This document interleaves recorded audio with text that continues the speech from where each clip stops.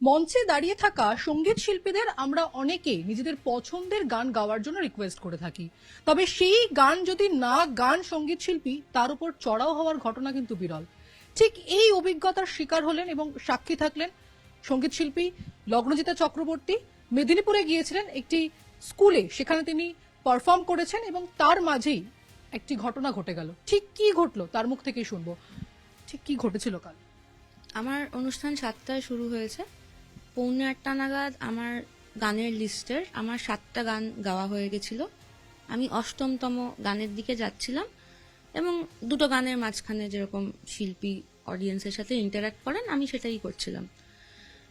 আমার যে 7ম গানটা যেটা আমি গাওয়া শেষ করেছিলাম সেটা হচ্ছে জাগো মা বলে একটা গান, যেটা এই পুজোতে দেবী চৌধুরানী বলে একটা ছবি রিলিজ করেছে। এইটা সেই ছবির গান, অবভিয়াসলি আমি গেয়েছি ছবিতে, আমি সেই গানটাই গেয়েছিলাম এবং আমার সেই গানটা গাওয়াও হয়ে গেছিল। হয়ে যাওয়ার পর আমি 8ম গানে যাওয়ার আগে কথা বলছিলাম অডিয়েন্সের সাথে। যখন আমি কথা বলছিলাম হঠাৎ আমরা রিয়েলাইজ করলাম যে একজন মানুষ স্টেজের দিকে ছুটে এলেন, হেঁটে না দৌড়ে এলেন, উনি স্টেজে উঠে গেলেন এবং even before we could realise anything উনি আমার প্রায় এরকম একটা ডিস্টেন্সে চলে এলেন। এবং আমি যে স্কুলে অনুষ্ঠান করতে গেছিলাম সেই স্কুলেই পুরো জিনিসটা ভিডিও রেকর্ডিং করছিল, মানে আমার এইটা না, মানে আমার অনুষ্ঠানটার ভিডিও রেকর্ডিং করছিল। কাজে সেই ভিডিও রেকর্ডিং যদি কেউ জোগাড় করতে পারেন তারা, আপনার কাছে সেই রেকর্ডিং? আমার কাছে নেই, ওটা ওদের, ওরা করছিল, ওদের প্রপার্টি। তো সেই ভিডিওতে একদম, এবং সেখানে অডিয়েন্সও ছিলেন, প্রত্যেকে দেখেছেন যে উনি আমাকে মারতেই আসছিলেন স্টেজে। এবং যখন একদম এরকম জায়গা থেকে যখন এতটা চলে আসেন তখন দেখলাম যে 2-3 জন এসে ওনাকে সরিয়ে নিয়ে গেল। এবং খুবই আনফর্চুনেট যে উনি আমাকে মারতে পারলেন না, যদিও উনি খুবই মারতে আগ্রহী ছিলেন। এবং যখন উনি আমাকে মারতে পারলেন না এবং সবাই মিলে যখন ওনাকে ধরে টেনে নিয়ে সরিয়ে নিয়ে যাচ্ছে, তখন উনি চিৎকার করে বলেন যে অনেক জাগমা হয়েছে, এবার একটু সেকুলার গা, মানে তুই তো কারি, মানে আপনি টাপনির কোনো ব্যাপার নেই।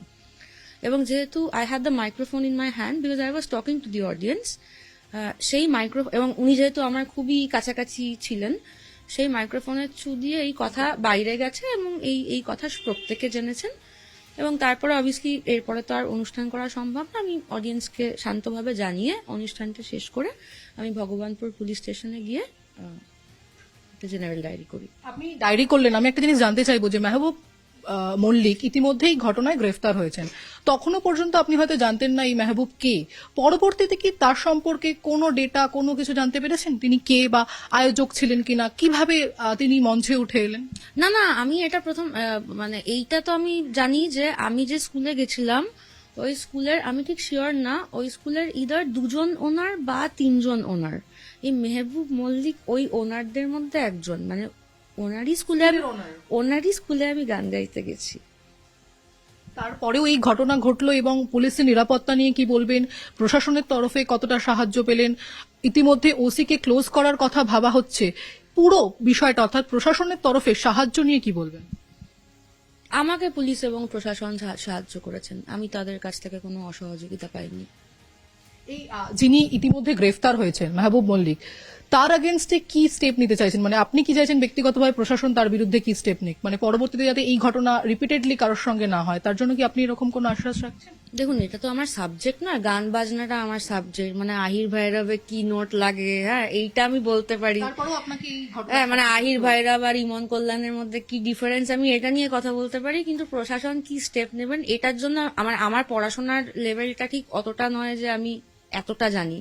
কিন্তু আমি আমার জায়গা থেকে এটুকুই বলতে পারি যে আমি এটা চাই যে জাগো মা, বসো মা, ঘুমো মা, আমি যাই গাই না কেন, আমি তার জন্য স্টেজে দাঁড়িয়ে মার খাওয়াটাকে, বা মারতে যাচ্ছেন কেউ, এটা যাতে আর না হয়। এবং শুধু আমি কেন, আমার মতো তো আর এরকম কত মানুষ আছেন যারা অনুষ্ঠান করতে যান মফস্বলে, সেটা যাতে আর না হয়। কেউ কারুর যেন এই সাহস না হয়, কারুর, উনি স্কুলের ওনার যদি নাও হতেন, ওনারও পারেন না, যে ওনার নয় সে হলেও একই কথা বলতাম, কারুর সাহস হতে পারে না স্টেজে উঠে আর্টিস্টকে মারার। কতটা ডিসরেসপেক্টফুল, মানে পুরো শিল্পী ফ্যাটার্নিটির জন্য, সকলের জন্য আপনাদের কাছে কতটা ডিসরেসপেক্টফুল? এবং সকাল থেকে কি আপনার কাছে আপনার সহকর্মীরা ফোন করতে শুরু করেছেন, পাশে দাঁড়িয়েছেন? না, ডিসরেসপেক্ট আমার কিসের? যিনি ডিসরেসপেক্ট করেছেন ডিসরেসপেক্ট তার। আমি তো ডিসরেসপেক্টটা নিলে আমার ডিসরেসপেক্ট, তা আমি তো ডিসরেসপেক্টটা নিইনি। নিশ্চয়ই ফোন করেছেন, মেসেজ করেছেন, অনেকের সাথে কথা হয়েছে, অনেকের সাথে এই আপনাদের সাথে কথা বলছি বলে কথা হয়নি এখনো, মানে ফোনগুলো ধরতে পারিনি সবকটা। এরপরেও আপনার শো রয়েছে, সেটা কি নির্দ্বিধায় করতে চান? অফকোর্স শো তো আমি করতে যাবোই, কারণ এটা তো আমার কাজ। আর আমাকে তো গানটা গাইতে থাকতে হবে, কারণ আমি তো যেটা বললাম আমি আর কিছু তো পারি না। তো আমার 26 তারিখ আরামবাগে শো আছে, এবং আমি 26 তারিখেও গতকালের মতোই 7 নম্বরেই জাগমা গাইবো, এবং আমার পুলিশ প্রশাসনের উপর সম্পূর্ণ আস্থা আছে। আমি শিওর আরামবাগ থেকে আমি শো সম্পন্ন করে ফিরবো, এবং আমাকে কেউ স্টেজে মারতে ওঠার সাহস পাবেন না এরপরে আর। অসংখ্য ধন্যবাদ আপনাকে।